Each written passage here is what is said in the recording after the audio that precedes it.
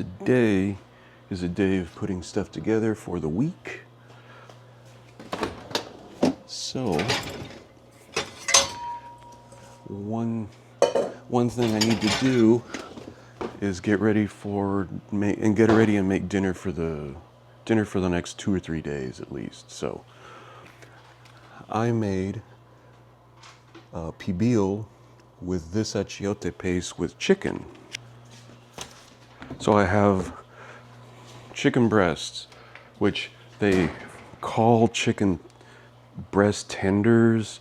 What do they do is to take a chicken breast and cut it in half. Big deal. And chicken thighs. I do skinless, boneless, just because it's easier. It still has a little bit of fat in it. This has a tiny bit of fat. That helps with the cooking process. So this is really straightforward again. I'm going to cook this it's 9:40 in the morning on a Sunday. I'm going to cook this probably like 2 and just bake it really slow and low. So if it does take, 3 hours, so be it. I'm not going to eat it today because it always tastes better the next day also. So you cook it and you let it rest and you eat it the next day, right? So that's a cup of orange juice. I like freshly squeezed. I get this at the H-E-B store in Texas. A half a cup of lime juice.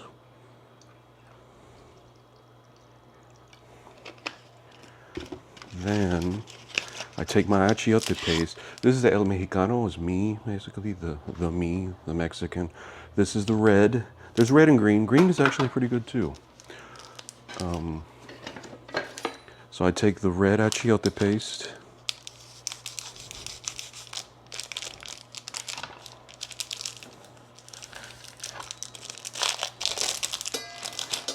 You don't have, however you want to dilute this stuff is your choice, but I like to cut it as small as possible.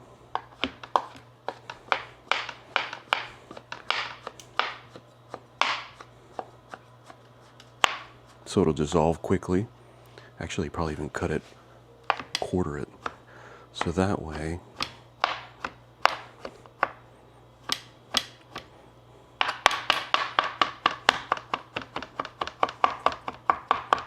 you want to make sure all of this sucker's dissolved.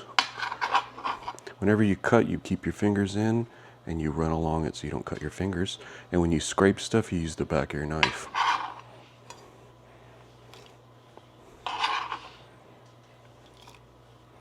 I'm going to dissolve all of this, try to dissolve all of this into my orange juice and my lime juice,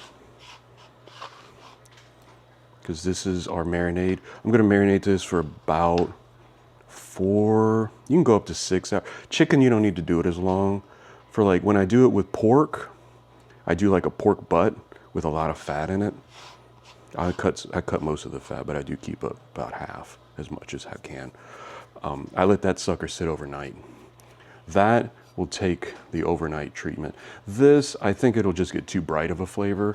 I did it the first time with green, and I let it sit overnight, and it was too strong of a flavor. It was too bright, and I ended up making nachos with it instead. I cut it into pieces.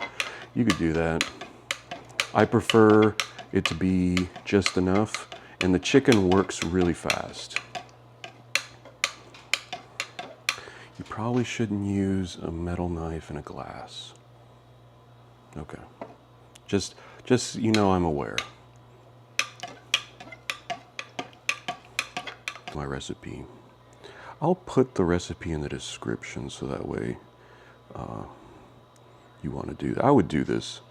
This is super easy. It looks complicated, which is fun, but it's super simple. So we need 3 cloves, a cinnamon stick, 10 garlic cloves, a tablespoon of oregano, a teaspoon and a half of cumin, and a teaspoon of salt.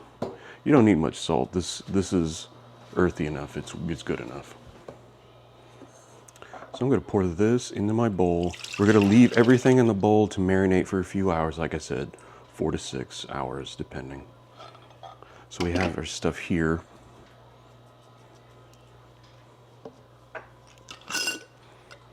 So, gotta remind myself to buy more cinnamon sticks. Cinnamon stick, just the whole thing. If you want to grind it up and do it that way, I don't think that'll be a problem. We don't really eat the juice. The juice mostly steams and gives the meat more flavor. How many cloves? 3 cloves. I do the ones that have the little ball still attached. It's just my own personal bias. Cumin, 1 and 1/2 teaspoon. That's a common measurement because my little measuring cup has that as a default setting, which is super helpful. I'm in Texas, I'm in Houston, so everything clumps up here because it's so humid, even in the winter. Today is a cold, dry day, which is very rare. So we got that. We need how much oregano? 1 tablespoon of oregano.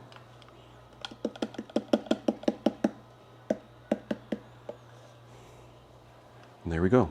Those are our ingredients. We can wash that out. This is all going to get super dirty, and it will stain your hands if you let it sit for long enough.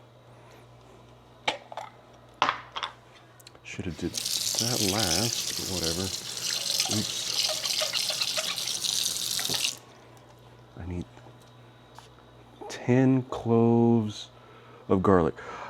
I have a little bit of garlic left, but I have a lot of this, so I'm going to use this.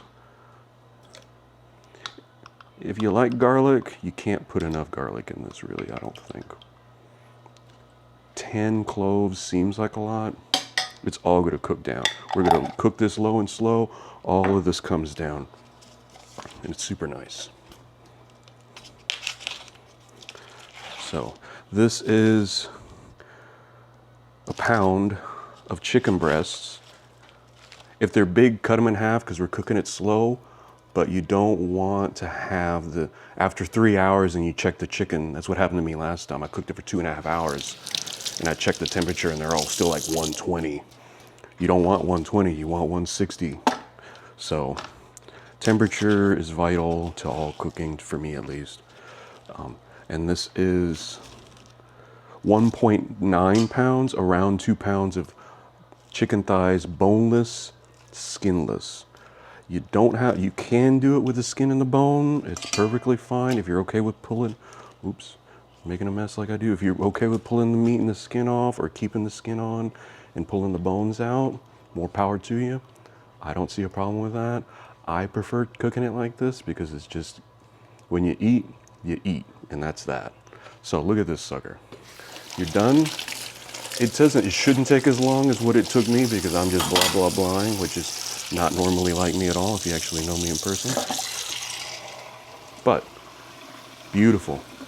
Gonna let this soak up, let it sit in this stuff, and we're gonna cook it with this too. So I'm just gonna take this, put this in the fridge. It's 9:50 in the morning. I'm probably gonna cook this around 2 o'clock in the afternoon. I'm gonna set it up, cook it, and let it sit for a while. However long it takes to cook, it takes.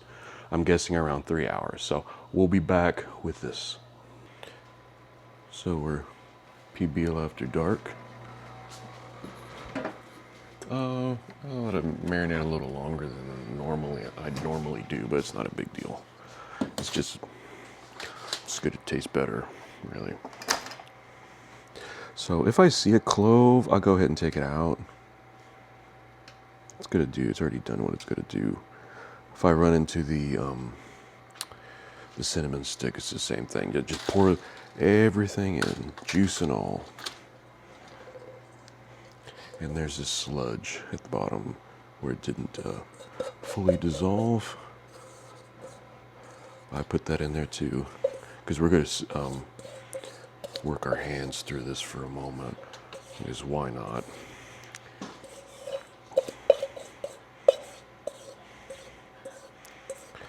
So we're gonna cook this slow, low and slow, right? So I wanna make sure everything is in the pan as evenly as possible, trying not to overlap anything, you know. So it's a decent amount of chicken. It'll last a few days. So everything is nice and flat and even. Everything's covered. I'm gonna put a piece over the top and then put it in the oven. The oven's ready to go.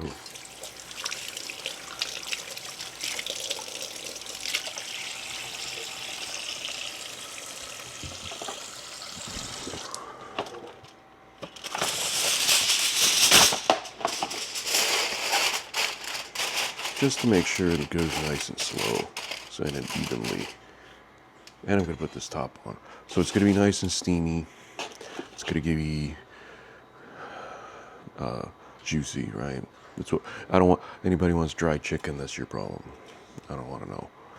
This is gonna be juicy, but it's gonna take about 3 hours at 250. I just do it real slow. Set a timer for 3 hours. I'm gonna check it at like 2.5 hours. 'Cause that's where I think it should land, but I'm doing this the night before so I don't have to do it. I'm not rushed because I wouldn't have the time anyway if it took 3 hours. So now we wait. All right, we're done. I temped them, they look good. Took 3 hours. See how when I press down with the fork, the meat just falls apart. So those are the thighs. This is a breast here, look at that. So that's perfect. Ooh, look how much steam. I didn't even look at the camera. So that's it. That's it, it's done. See, it's just a matter of waiting. But yeah, everything looks really good. Let's give it a quick, ooh, just break, this is a thigh, just breaks apart with the fork easily, with the broad end of the fork too.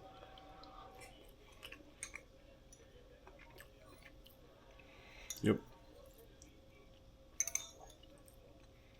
It's tender, has that really earthy, nice flavor.